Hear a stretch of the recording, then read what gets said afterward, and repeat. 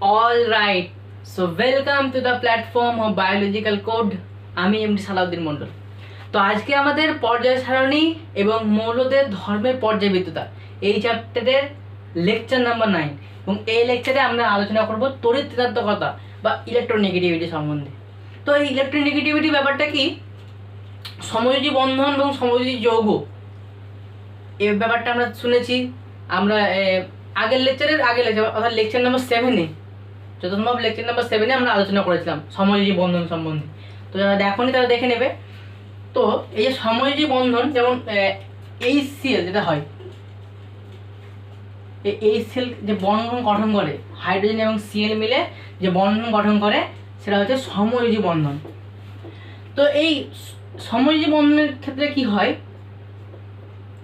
যেমন এখানে কি হয়েছে, হাইড্রোজেন একটা ইলেকট্রন দিয়েছে এবং Cl একটা ইলেকট্রন দিয়েছে, এরা দুজনে মিলে ইলেকট্রনটাকে সমানভাবে ব্যবহার করছে, একটা বন্ড গঠন করেছে, যে বন্ডটাকে আমরা বলি সমযোজী বন্ধন। তো বেশ খুব ভালোই কথা, দুজনে খুব সুন্দরভাবে ইউজ করছে বন্ডটাকে। কিন্তু ব্যাপারটা কি হয়, এই যে Cl আছে না, এই কিন্তু ইলেকট্রন বেশি না নিয়ে থাকতে পারে না, মানে একে ইলেকট্রন বেশি লাগবে, কারণ ইলেকট্রনের একটু চাহিদা বেশি। তাই কি করে, এই যে হাইড্রোজেনের এই যে সাইডে একটা ইলেকট্রন আছে না, এই ইলেকট্রনটাকে নিজের দিকে টানতে থাকে, মানে হাইড্রোজেনকে একটু অসহায় করার চেষ্টা করে।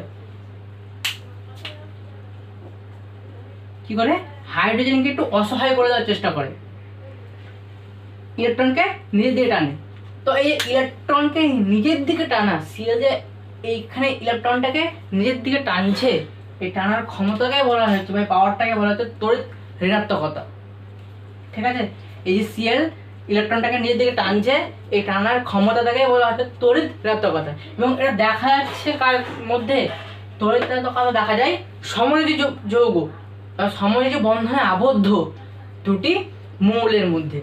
ঠিক আছে, তাহলে ব্যাপারটা কি হলো, সমযোজী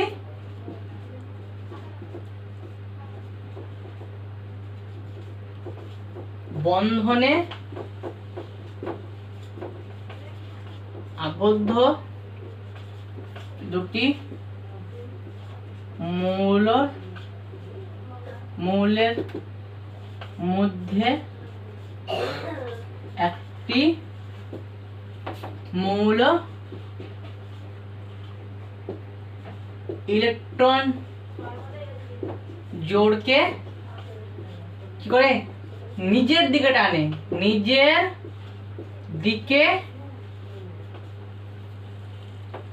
দিকে টানে। এই ক্ষমতাকে বলে ইলেকট্রোনেগেটিভিটি। ইলেকট্রোনেগেটিভিটিকে এখানে EN দিয়ে আমি লিখছি, ইলেকট্রোনেগেটিভিটি, এটা শর্টকাট। হ্যাঁ, তো সমযোজী বন্ধনে আবদ্ধ দুটি মৌলের মধ্যে একটি মৌল, যে কোনো একটি মৌল কি হবে, মানে যার এই পাওয়ারটা বেশি, সে কি করবে, ইলেকট্রন জোড়কে নিজের দিকে টানবে। এই ক্ষমতাটাকে বলা হচ্ছে কি তড়িৎ ঋণাত্মকতা বা ইলেকট্রোনেগেটিভিটি। যেমন আমরা উদাহরণ দিলাম, এই যে HCl, এখানে কি হয়, Cl এর যেহেতু এই ইলেকট্রোনেগেটিভিটি ক্ষমতাটা একটু বেশি, তাই সে কি করে ইলেকট্রন জোড়কে নিজের দিকে টানে এবং নিজের ঋণাত্মক হওয়ার যে ধর্ম, মানে Cl সাধারণত কি হয়, এটা হ্যালোজেন মৌল, সে কি করবে, বেশি করে ঋণাত্মক হওয়ার চেষ্টা করবে, এটা হচ্ছে তড়িৎ ঋণাত্মক মৌল। তা সে কি করে, ইলেকট্রনকে নিজের দিকে টেনে নিজের যে তড়িৎ ঋণাত্মক হওয়ার ধর্মটা সেটা বজায় রাখে। তো আমরা আগের দিন যখন দেখেছিলাম যে আয়নাইজেশন শক্তি ওর একক ছিল, যেমন কিলো ক্যালোরি পার মোল, কিলো জুল পার মোল, ইলেকট্রন ভোল্ট পার পরমাণু, কিন্তু তড়িৎ ঋণাত্মকতার কিন্তু কোনো একক নেই, এটা হচ্ছে একক বিহীন রাশি। তড়িৎ ঋণাত্মকতার কোনো একক নেই, তড়িৎ ঋণাত্মকতা হচ্ছে একক বিহীন রাশি। ঠিক আছে, তড়িৎ ঋণাত্মকতা হচ্ছে কি একক বিহীন রাশি, এটা মনে রাখতে হবে। সংজ্ঞাটা মনে রাখলে মনে রাখতে পারো, অসুবিধা নেই, কিন্তু সহজ। এবার আমরা দেখবো যে পর্যায় বরাবর তড়িৎ ঋণাত্মকতার কি পরিবর্তন হচ্ছে এবং শ্রেণী বরাবর কি পরিবর্তন হচ্ছে। কারণ তড়িৎ ঋণাত্মকতা হচ্ছে একটা পর্যায়বৃত্ত ধর্ম, তাহলে পর্যায় বরাবর বাম দিক থেকে ডান দিকে গেলেও কিছু একটা পরিবর্তন দেখতে পাবো, উপর থেকে নিচের দিকে আসলে আমরা পরিবর্তন দেখতে পাবো। তাহলে দেখি পর্যায় বরাবর, আমরা প্রথমে দেখবো পর্যায় বরাবর কি পরিবর্তন হচ্ছে, আমরা প্রতিবার তাই দেখি।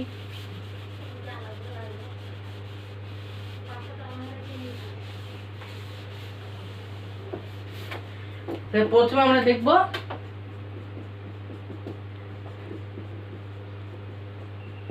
পর্যায় বরাবর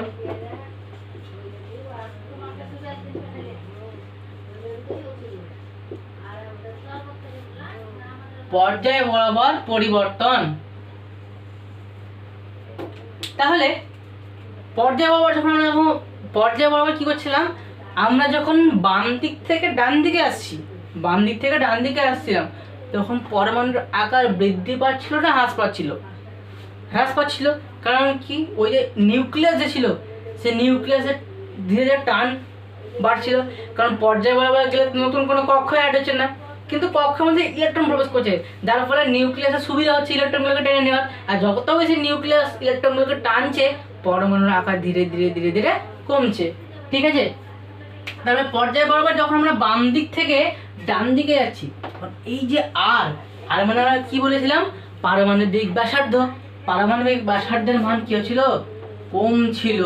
পর্যায় বরাবর যখন আমরা বাম দিক থেকে ডান দিকে যাচ্ছিলাম তখন এই আর এর মান কম ছিল। এই আর এর মান যত কমছে তত এই যে নিউক্লিয়াস এই ধনাত্মক বলটা কি হয়, বৃদ্ধি পায়। ধনাত্মক বলটা বৃদ্ধি পায়, আর ধনাত্মক বল যদি বৃদ্ধি পায় তাহলে ইলেকট্রোনেগেটিভিটি কি হবে, বৃদ্ধি পাবে। কারণ নিউক্লিয়াসের তো ক্ষমতা আছে ইলেকট্রনগুলো টানার, তার মানে বাম দিক থেকে ডান দিকে যখন আমরা আসছি তখন নিউক্লিয়াসের টানার ক্ষমতা বাড়ছে, মানে এই দিকে যতগুলো পরমাণু আসবে তারা সহজেই ইলেকট্রনগুলোকে টানতে পারবে, বন্ধন জোড়ের মধ্যে ইলেকট্রন থাকবে তাকে টানতে পারবে। তার জন্য তখন যে গ্রুপ 17 যে ক্লোরিন, সে কিন্তু ওই প্রথম যে গ্রুপের হাইড্রোজেন ছিল ওই হাইড্রোজেনকে ইলেকট্রন টেনে নিচ্ছিল। বন্ধনের মধ্যে হাইড্রোজেন এবং সিএল তো বন্ধন গঠন করেছিল, সমযোজী বন্ধন, তাহলে ওই যে সিএল ছিল সে হাইড্রোজেনের ইলেকট্রনটাকে ধরে টেনে নিচ্ছিল, কারণ তার ইলেকট্রোনেগেটিভিটি বেশি, খুবই বেশি, হাইড্রোজেনের থেকে অতিরিক্ত বেশি। তাই মানে আমরা কি দেখছি, এই যে ইলেকট্রোনেগেটিভিটি মান বাড়বে। নিউক্লিয়াসের বল যত বাড়বে ইলেকট্রোনেগেটিভিটি তত বাড়বে, মানে নিউক্লিয়াসের পজিটিভ বল সমানুপাতিক ইলেকট্রোনেগেটিভিটি এবং ব্যস্তানুপাতিক কি, আর মানে পারমাণবিক কি ব্যাসার্ধ, ব্যস্তানুপাতিক আর। তাহলে প্রথম দ্বিতীয় পর্যায়ের কথা বলি, সেকেন্ড যে পিরিয়ড আমাদের আছে, সেকেন্ড পিরিয়ড বা পর্যায়, যাই হোক ব্র্যাকেটে পর্যায় লিখেছি। তো সেকেন্ড পর্যায়ে আমাদের কে ছিল, lithium, beryllium, boron, carbon, nitrogen, oxygen পর্যন্ত লিখছি। ফ্লোরিন, নিয়ন।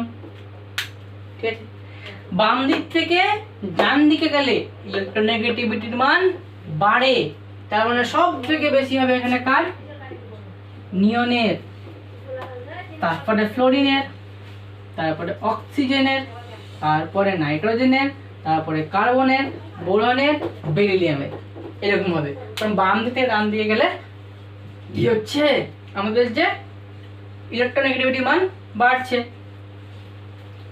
আর এর মান কমছে, নিউক্লিয়াসের বল বাড়ছে, এবং নিউক্লিয়াসের বল বাড়ছে মানে ধনাত্মক বলটা বাড়ছে, মানে ইলেকট্রন জোড়কে টানার ক্ষমতা বাড়ছে, যার ফলে ইলেকট্রোনেগেটিভিটির মানও বাড়ছে। এই সময় আমরা যদি আয়নাইজেশন শক্তি দেখছিলাম যে হ্যাঁ আয়নাইজেশন শক্তি মানে বাড়বে, কারণ ইলেকট্রনের বেশি ক্ষমতা থাকছিল, নিউক্লিয়াসের বেশি ক্ষমতা থাকছিল ইলেকট্রনগুলোকে ধরে রাখার, যার ফলে আমাদেরকে বেশি বেশি করে শক্তি প্রয়োগ করতে হচ্ছিল ইলেকট্রনগুলোকে ছাড়া। তাহলে আমরা যদি এখানে আয়নাইজেশন এনথ্যালপিও দিই, এখানে আমি যদি আইই লিখে দিই, তাহলে মানে নিউক্লিয়াসের বল সমানুপাতিক ইলেকট্রন এনথ্যালপি সমানুপাতিক আয়নাইজেশন শক্তি, হ্যাঁ সমানুপাতিক আয়নাইজেশন শক্তি, ব্যস্তানুপাতিক হচ্ছে 1/r, মানে আর এর মান যত কমবে তত নিউক্লিয়াসের বল বাড়বে, ইলেকট্রোনেগেটিভিটি বাড়বে, আবার আয়োনাইজেশন এনার্জিও বাড়বে। আর এর মান যত কমবে তত এগুলো বাড়বে, এবং আর এর মান যত বাড়বে তত আয়োনাইজেশন এনার্জিও কমবে, ইলেকট্রোনেগেটিভিটিও কমবে, এবং নিউক্লিয়াসের ধনাত্মক বলটাও কমবে।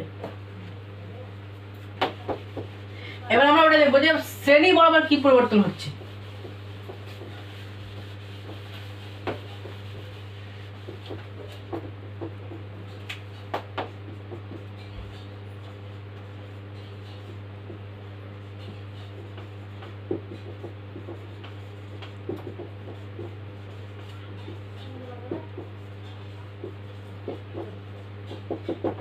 তো শ্রেণী বরাবর যখন আমরা উপর থেকে নিচের দিকে আসছি তখন একটা করে কক্ষ অ্যাড ছিল, যখন কক্ষ অ্যাড হয়েছে তারপরে পরমাণুর আকার বাড়ছে, পরমাণুর আকার বাড়ছে মানে নিউক্লিয়াসের যে ধনাত্মক বল সেটা কমছে। ধনাত্মক বল যদি কমে যায় তার মানে ইলেকট্রোনেগেটিভিটি মান কমবে। নিউক্লিয়াস যদি কি করতে ইলেকট্রনগুলোকে টানতে নাই পারে তাহলে ইলেকট্রোনেগেটিভিটি কেন বাড়বে, মানে বন্ধন জোড়কে টানতে পারবে না। মানে সাপোজ ধরে নাও যে হাইড্রোজেন এবং ক্লোরিন, হাইড্রোজেন এবং ক্লোরিন না, হাইড্রোজেন এবং ক্লোরিন উদাহরণ দিলে হবে না, আরো বড় যে মানে পর্যায় ধরনের একদম 1 নম্বর গ্রুপে যে নিচের দিকে যে মৌলগুলো ছিল ওর যদি উদাহরণ দিয়ে দিলে হবে, কিন্তু ওই উদাহরণ দিয়ে তোমরা বুঝতে পারবে না। তারপরে তো এটাই বুঝে রাখো, তারপরে তো এটা বুঝে রাখো যে শ্রেণী বরাবর আমরা যখন উপর থেকে নিচের দিকে নামছি তখন পরমাণুর যে আকার সেটা বাড়ছে। পরমাণুর আকার যদি বাড়ে নিউক্লিয়াসের বল বাড়ছে, কমছে, আর নিউক্লিয়াসের বল কমছে মানে কি ইলেকট্রনগুলোকে টানতে পারবে না।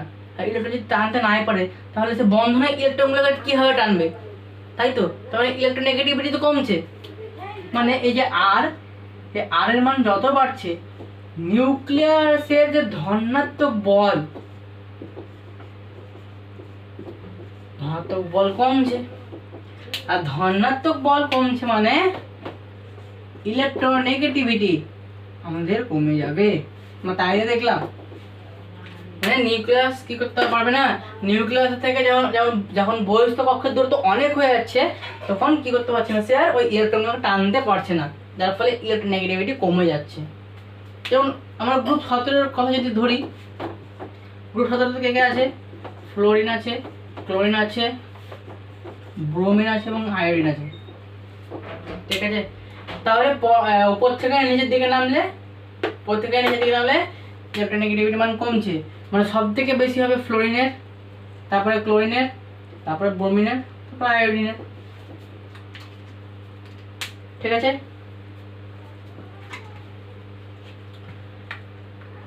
তাহলে হিসাব আমরা কি পেলাম?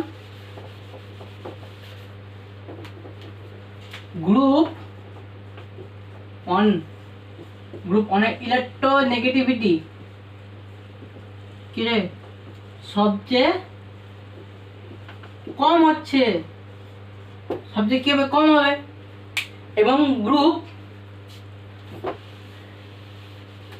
17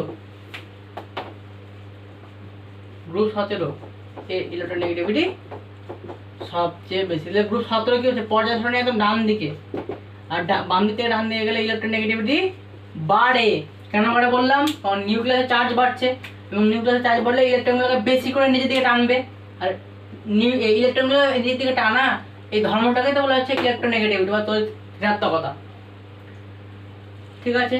গ্রুপ 17 সব থেকে বেশি হলো এবং গ্রুপ 1 সব থেকে কম হলো। এবার গ্রুপ 17 মধ্যে সব থেকে কার বেশি? গ্রুপ 17 মধ্যে কার বেশি আমরা সবাই জানি, ফ্লোরিনের বেশি জানি আমরা। এর কত মান হয়? এর মান 4.0। এর পার্টটা হচ্ছে পাউলিং স্কেলের পার্ট, পাউলিং স্কেল পার্ট। এবং গ্রুপ 1 এই গ্রুপ 1 এর সবচেয়ে কম ঋণাত্মকতা কার হয়? সিজিএমের হয়, তড়িৎকতা সব থেকে কম, এর মান হয় 0.7। কিসের পার্ট? এটা পাউলিং স্কেলের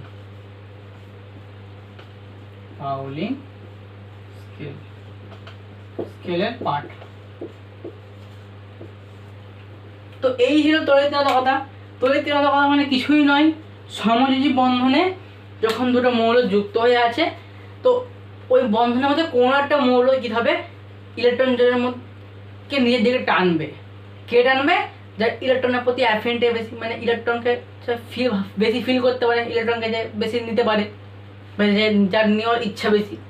তো এই যে ইলেকট্রনকে নিজের দিকে টানার যে ক্ষমতা, এটাকেই বলা হচ্ছে আমাদের তড়িৎ ঋণাত্মকতা। এবং আমরা এই সেলের ক্ষেত্রে দেখছিলাম সিএল এর তড়িৎ ঋণাত্মকতা বেশি, তার ফলে কি হচ্ছিল, সেই ইলেকট্রনগুলোকে নিজের দিকে টানছিল, ইলেকট্রন জোটটাকে নিজের দিকে টানছিল, হাইড্রোজেনকে দিচ্ছিল না। কিন্তু মানে পুরোপুরি হাইড্রোজেনকে যে দিব না তাও নয়, পুরোপুরি নিতেও পারবে না, কারণ যে তারা দুজনে সমঝোতা করেছে তার জন্য সমযোজী সমান, ঠিক আছে, সমযোজী এর জন্য নাম হয়েছে। তো আশা করি তড়িৎ ঋণাত্মকতার ব্যাপারটা আমরা বুঝতে পারলাম, ইজি ব্যাপার কিছুই না। কিন্তু এখানে আমাদের শেষ নয়, আমাদের 11-12 গিয়েও এই তড়িৎ ঋণাত্মকতা কিন্তু আরও দরকার হবে। তার জন্য আমরা কিন্তু কী করবো, ব্যাপারটাকে কিন্তু ভালোভাবে বুঝবো এবং পড়বো। আমি বুঝিয়ে দিলাম, তোমরা নিজেরা একবার পড়ে দেখবে, খুবই সোজা লাগবে। হ্যাঁ, এবং পড়তে থাকো। 11-12 গিয়ে তোমাদের যাতে কনসেপ্টটা যাতে মিস না হয়, অনেক হয়তো মিস্টেক করে যায়। তড়িৎ ঋণাত্মকতা এবং ওই আয়োনাইজেশন এনথালপি দুটো কিন্তু খুবই ভাইটাল দুটো জিনিস, তাই না আমাদের কিন্তু ভালোভাবে ব্যাপারটা পড়তে হবে, ঠিক আছে। এবং যারা আগের লেকচার করনি আয়োনাইজেশন এনার্জির, করে নেবে কিন্তু, হ্যাঁ অবশ্যই করে নেবে। এবং ক্লাসের ডিপিপিগুলো আমরা খুব তাড়াতাড়ি দিতে শুরু করবো। আমাদের লেকচার 5 থেকে এখন দিতে বাকি আছে, কাজ চলছে ডিপিপির, আমরা অবশ্যই শেয়ার করে দেবো তোমাদের মধ্যে। আর চ্যানেলে যারা নতুন দেখছো ভিডিও সাবস্ক্রাইব করে রাখো, নিজেদের ফ্রেন্ডদের মধ্যে শেয়ার করো যারা আমাদের ভিডিও এখনও পর্যন্ত দেখেনি, কারণ তোমাদের একটা সাবস্ক্রাইব মানে আমার জন্য মোটিভেশন। আমি নিজে দেখো তোমাদের জন্য ভিডিও বানাচ্ছি, খুব কষ্ট করে বানাচ্ছি, তোমাদেরকে পড়াচ্ছি। তো অবশ্যই লাইক করো, কমেন্ট করো, আমাকে জানাও কমেন্ট করে যে দাদা আমি এই জায়গাটা বুঝতে পারছি না, আমি অবশ্যই তোমাদেরকে কমেন্টে উত্তর দিয়ে দেবো, ঠিক আছে। এবং আমাদের ওয়েবসাইটে একটা নতুন আমরা ফিচার্স দিয়েছি, যেখানে তোমরা ডাউট তোমাদের বলতে পারবে এবং আমরা তোমাদের ডাউট উত্তরও দিয়ে দেবো। তো আশা করি আজকের কাছে ভালো লাগলো, কমেন্ট করবে কোন জায়গাটা বুঝতে পারোনি, ভিডিও ভালো লাগলে লাইক করবে, শেয়ার করবে। আজকের ক্লাসের জন্য থ্যাংক ইউ।